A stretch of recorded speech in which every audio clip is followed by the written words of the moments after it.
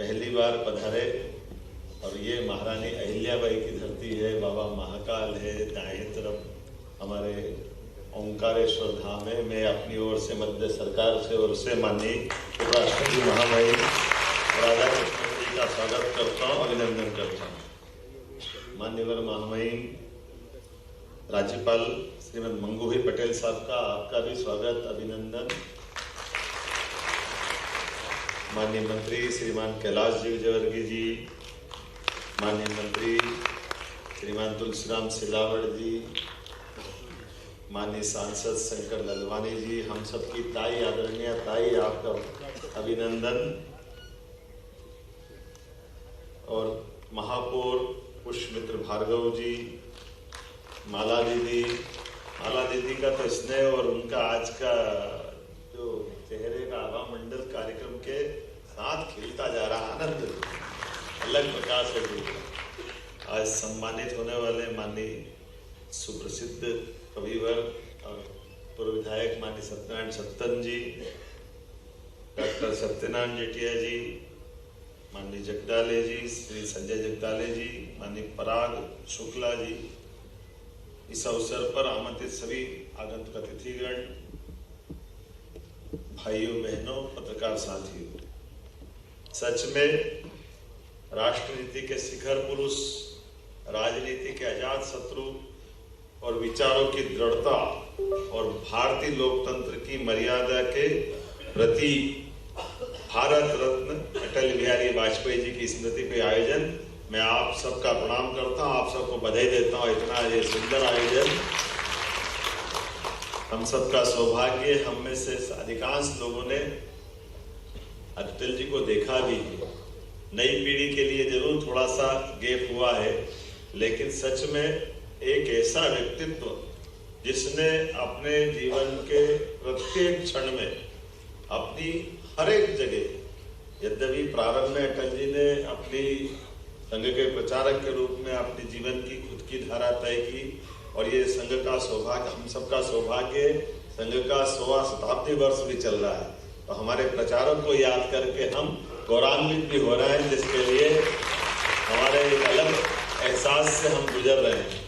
और ऐसे भारत माता के चरणों में सत नमन करने वाले, अपने जीवन को होम करने वाले अटल जी, जिनने प्रचारक करके तो जीवन में अपना कदम बढ़ाया, लेकिन पत्रकार बन के भी राष्ट्र धर्म पांचजन्य इतने प्रकार से उनने अपने आप को, और लखनऊ से नानाजी देशमुख, ये तीनों ने अपनी जो जिस प्रकार से यात्रा प्रारंभ की, और अटल जी का उसके बाद का क्रम भी हम सब याद रखें कि अटल जी बाद में जनसंघ के जमाने से जनता पार्टी, भारतीय जनता पार्टी, हर काल हर युग में ऐसा लगता है कि हमारी राजनीतिक यात्रा वाली इस पार्टी में अगर अटल जी का थोड़ा सा स्थान एक तरफ करे तो ऐसा लगता है कि बहुत गैप हो जाएगा, बहुत कमी रह जाएगी। और समान रूप से भारतीय लोकतंत्र के लिए एक ऐसा लोकसभा में बोलने वाला व्यक्तित्व, जिसकी दहाड़ से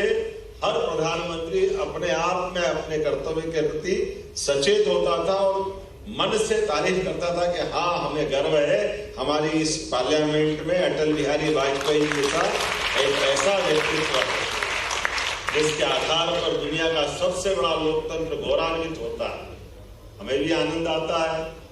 अटल जी का नेता प्रतिपक्ष के रूप में लगभग 50 साल तक अपोजिशन में बोलते रहना, ये आज के युग में भी कई लोगों को परामर्श होगा, और खास करके अब बड़ा अटपटा लगेगा, अटल जी को याद करते हैं, लेकिन क्या करें, नेता प्रतिपक्ष की भूमिका का कितना पवित्र पद उन्होंने धारण किया था कि जब जब आवश्यकता पड़ी इस देश को, चाहे बांग्लादेश का युद्ध हो या बाद के किसी और कालक्रम की बात हो, जब भी वो विदेश में गए, भारत माता को सदैव गौरवान्वित किया, लोकतंत्र को सदैव उन्होंने आनंद के साथ पूरे देश को आनंद के हिलोरों में डुबाने का काम किया। और ये बाकी के लिए भी सीख है कि जैसे अटल जी के लिए अभी वो पुरानी बात छोड़ दे, लेकिन छोड़े कैसे।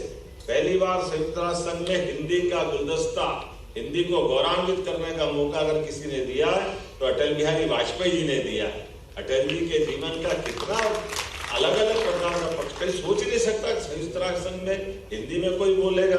लेकिन अटल जी ने न केवल हिंदी में बोले, बल्कि बांग्लादेश के युद्ध में देश की सीमाओं पर लड़ने वाली सेनाओं के मनोबल को बढ़ाने के लिए और देश की प्रधानमंत्री को गौरवान्वित करते हुए साक्षात मां दुर्गा जगदम्बा के समान शक्ति की आराधना करने वाले उस भाव को जगाते हुए हमारी सेना और पूरे देश का मनोबल बढ़ाया। अब जब उनकी बात करते हैं तो आपातकाल के अंदर ऐसे पवित्र आत्मा और ऐसे लोकतंत्र के गला घोटने वाली घटना में बगैर संकोच आडवाणी जी के साथ अपनी जो कविताओं के माध्यम से, जिसके बारे में माननीय जेठिया जी ने कह ही दिया, मैं दोहराऊंगा तो नहीं, लेकिन आज अपन उसको केवल याद करें, थोड़ा सा आगे बढ़ते थे कि 2 सांसद हो तब भी अपने दल के अंदर, तब भी अपने दल के विचारधारा पे प्रश्न खड़ा हो जाए तो वापस समान रूप से इतनी बड़ी पार्टी को खड़ा कर देना, यह हर एक किसकी बस की बात नहीं है। लेकिन अटल जी और उनके साथ सारे संघ के प्रचारकों के साथ जनता पार्टी से भारतीय जनता पार्टी की यात्रा कष्टकारी भी, और उस कष्ट के बाद जब राजीव गांधी जी की हत्या हो जाती तब तो और चुनौती होती है।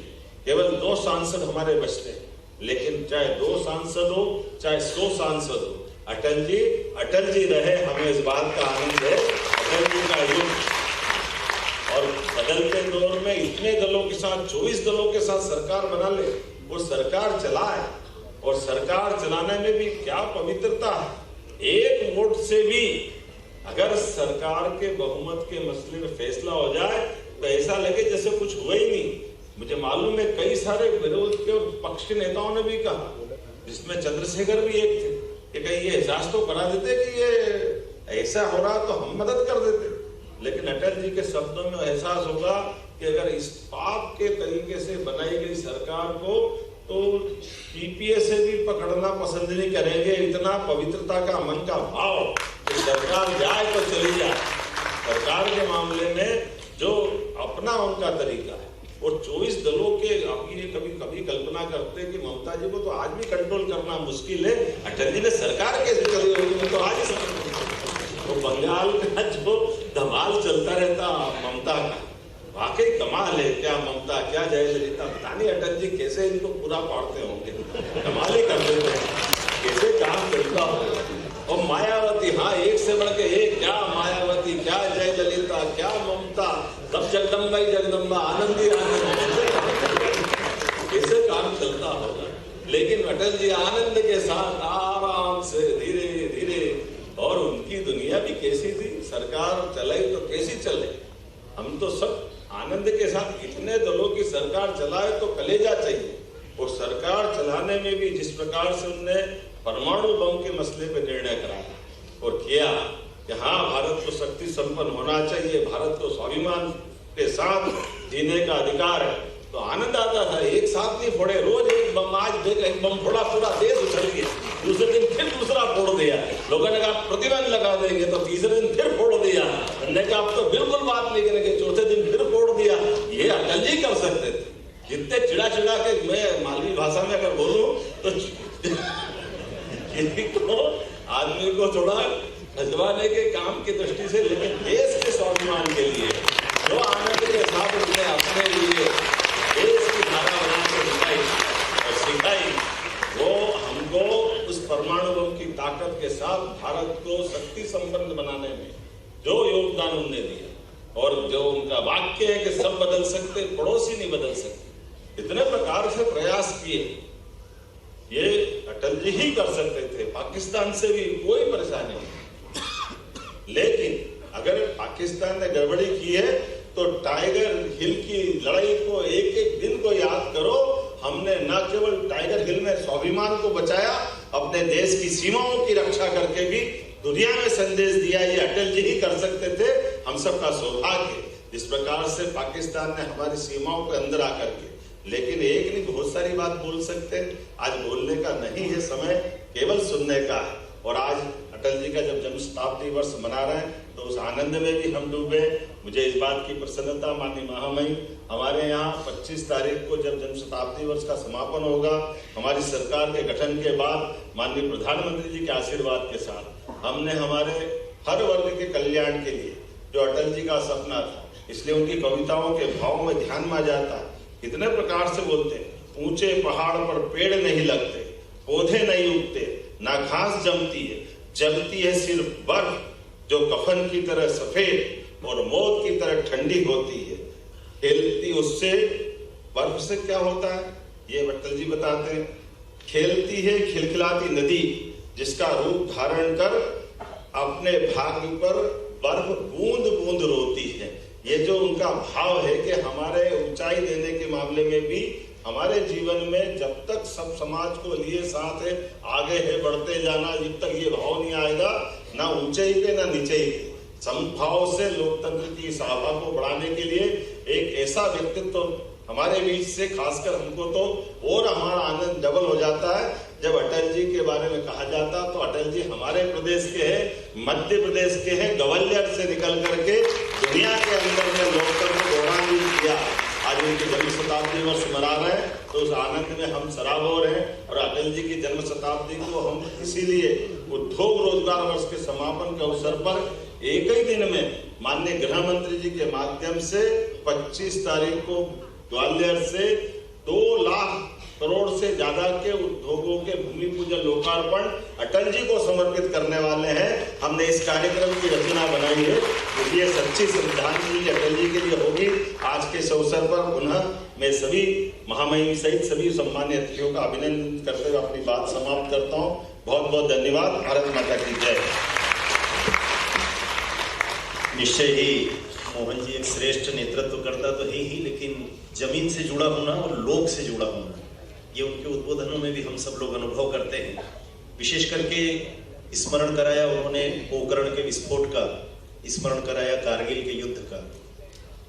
केवल एक याद दिलाना चाहता हूं, हम सबको स्मरण में भी है कि जब व्हाइट हाउस से अमेरिका से फोन आया था अटल जी के पास कि पाकिस्तान संभवतः आप पर परमाणु अस्त्रों से हमला कर सकता है, अटल जी ने एक वाक्य कहा था अपने चिर परिचित अंदाज में कि हाँ, मैं अपने भारत के 1 या 2 राज्यों को कल तक नहीं रहेंगे ऐसा मान लेता हूं, लेकिन कल सूरज उगने के बाद इस विश्व के नक्शे पर पाकिस्तान नहीं रहेगा। और ये कहकर के छोड़ देते हैं। मुझे लगता है कि अटल जी का ओजस्वी तेजस्वी चेहरा था। अब मैं आमंत्रित कर रहा हूं श्रद्धेय राज्यपाल जी को, आदरणीय मंगू भाई पटेल को, देव दुर्लभ कार्यकर्ताओं की जिस श्रेणी में हम अटल जी को गिनते हैं उसी टोली के एक वरेण्य सदस्य श्रद्धेय मंगू भाई पटेल भी रहे हैं। आदरणीय राज्यपाल जी, आपके मोबाइल पर तुरंत आएगी ब्रेकिंग न्यूज, स्क्रीन पर सबसे पहले दिखेगी बड़ी खबर, देश दुनिया की हर खबर एक जगह। अब आपके मोबाइल पर तुरंत फटाफट इंस्टॉल कीजिए न्यूज नेशन ऐप और रखिए खुद को अपडेट।